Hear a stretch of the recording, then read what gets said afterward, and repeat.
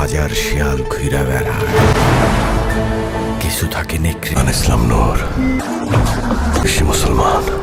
বলে নারী কি সে আটকায়?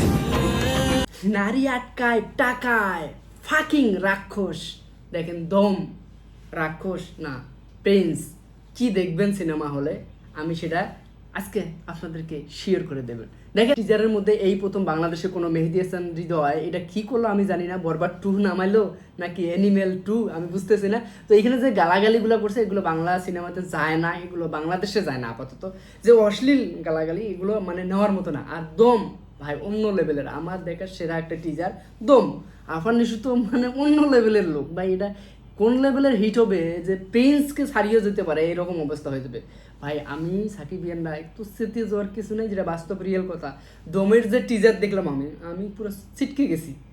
দেখেন উনি এখানে একজন বাংলাদেশি হিসেবে আফগানিস্তানে ঢোকার মানে আমি টিজারটা আপনারা ভালো করে দেখবেন। চঞ্চল চৌধুরী একজন শক্তিমান আর্টিস্ট, এটা আপনারা ভালো করে জানেন। চঞ্চল চৌধুরী আছে সেখানে, আরফান নিশু, এই দুই যে শক্তিমান অভিনেতা। আর এরা কোন টাইপের অভিনেতা আপনাদেরকে আমার মানে কিছু বোঝাতে হবে না, আপনারা ভালো করে জানেন। তো টুপিগুলো দেখে আমি পুরো মানে কনফার্ম হয়েছি আফগানিস্তানে ঢুকতে গেছে নিনু থেকে সব কিছু চেক করে, তারপরও তাদেরকে রেহাই দেয়নি বাংলাদেশি মুসলিম নূর ইসলাম কে আরফান নিশু। আর রাক্ষসে যদি দেখি আমি ভালো দিক, ওই জিল্লু খায়া দে মানে সবটুকু কপি শাকিব খানের মানে। আর রণবীর কাপুর মতো মানে হওয়ার চেষ্টা করছে কে, আমাদের গরিবের সিএম আহমেদ। তো আমি আসলে এইখানে শাকিব খান থাকলে সেটা ব্যাপার ছিল অন্য লেভেলে। শাকিব খান আসলে কোনো গল্প কোনো কিছু মানে না, পুরাই তছনছ করে ফেলায়। কিন্তু শাকিব খান নাই সেই সিনেমায়, সেই সিনেমা কীভাবে টেনে নিয়ে যাবে, কীভাবে দর্শক দেখবে? সিএম আহমেদ কি সে রাখতে হবে 2.5 ঘন্টার মতো হলে বসায় রাখতে পারবে? পারবে না। আর এসব গালাগালি পাবলিক এখন সুশীল যে সমাজ, এ সমাজে কি যায় এগুলো জানি না, সেন্সারে আটকাই দিতে পারে যে অবস্থা। আর গল্পটা মনে হয় না প্রিন্সেসই ভালো হতে যাচ্ছে। তো আমি মনে করি শুরুতেই মাইনাস পয়েন্টে রাখতেছি রাক্ষস, টক্কর হবে দম আর প্রিন্স। প্রিন্সের যে গল্প টিজারে যা দেখাইছে, আবার সবচেয়ে এবার ঈদের সিনেমাগুলোর মধ্যে দেখলাম ঈদ কেন্দ্রিক কোনো গান আমি পাইতেছি না। আর মাত্র কয়দিন, আর মাত্র 5 দিন 7 দিন আছে। তো এর মধ্যে এখনও কেউ ঈদের গান দেখাইতে পারলো না কোনো পরিচালকই। দেখেন একেবারেই 16-17টা সিনেমা যদি শুরুতে দেখছিলাম, এখন অলরেডি ছিটকে গেছে সবগুলা। এখন দেখতেছি 5টা সিনেমা। তো 5টার মধ্যে সবচেয়ে হিট মানে একটা বলাই লাগবে না, সেটা প্রিন্স। তো অটোমেটিক এটা হাইট উডে আছে এবং ট্রেন্ডিংয়ে চলতেছে। তারপরে পরে দম যাবে, তারপরে যদি রাক্ষস জায়গা পাইতে পারে, না হলে প্রেশার কুকার। জানি না আমি মনে করি প্রেশার কুকার যে একটা অবস্থা, রাহান রাফি ওইখানে আছে পরিচালক।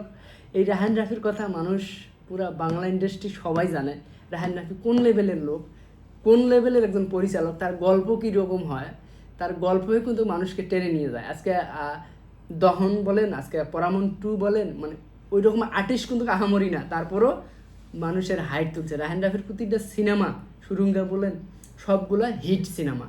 তো ওই হিসাবে যদি আজকে বুবলির তো একটা দর্শক আছে, তার মধ্যে কি আর বলবো, মানে যদি 3 নম্বরে রাখতেছে আমি শবনম বুবলির সিনেমা। প্রিন্স 1, দম 2, আপনাদের প্রেশার কুকার হইতেছে 3। আমি 3-এ রাখলেও মনে হয় কেন জানি 2-এ চলে আসবে, কেননা রাহান রাফি সিনেমা। আর দেখেন মেহেদী হাসান হৃদয় কেন জানি উনি মানে তার মানে বোঝা গেল উনি ওই টাইপেরই সিনেমা করবে। কমার্শিয়াল সিনেমায় এগুলো গালাগালি কেন রাখছে আমি জানি না।